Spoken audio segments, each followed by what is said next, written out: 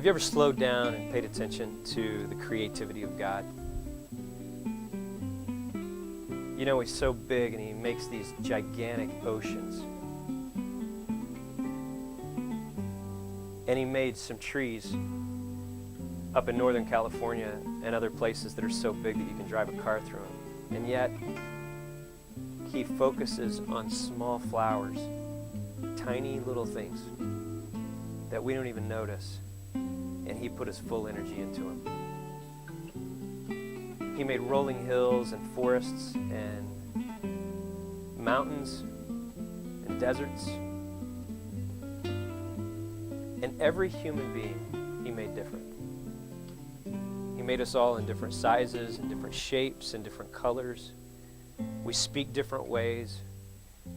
We have different DNA, and our dialects, even from the same towns, are different sometimes.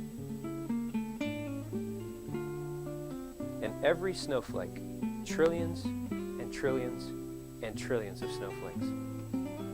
Absolutely uncountable. Every one of them different. And when's the last time you looked at the Grand Canyon? Have you ever taken a trip? It's amazing, the creativity of God. One of my favorite things to do is to go sit at the ocean on the West Coast and watch the sunset. I've got pictures of dozens of those sunsets, and almost every one of them are different. It's as if every day God decides to give us a different presentation than the day before.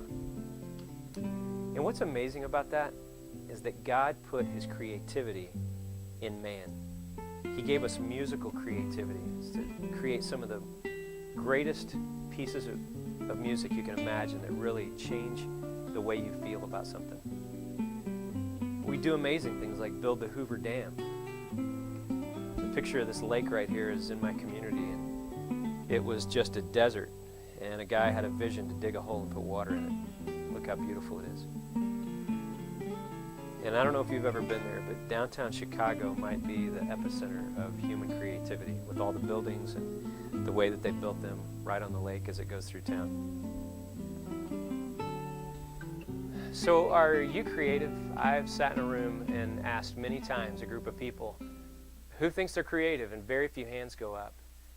It seems that people think that creativity is reserved for just a few people, who are, musicians or actors or painters or set designers or whatever. But the Bible says that we're made in the image of God.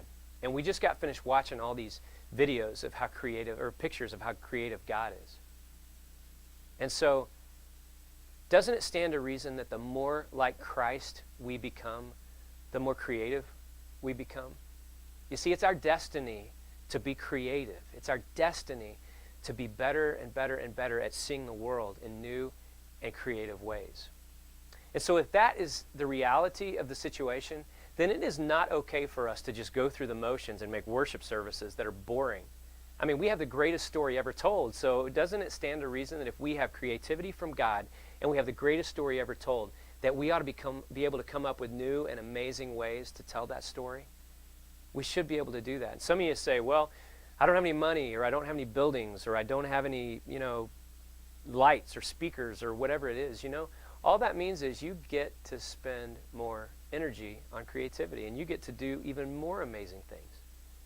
So today, as you go to your notebook and you spend some time on this topic of creativity, this value of creativity that we have to share together, we're going to be trying to give you some opportunities of things that you can do to spur on your creativity.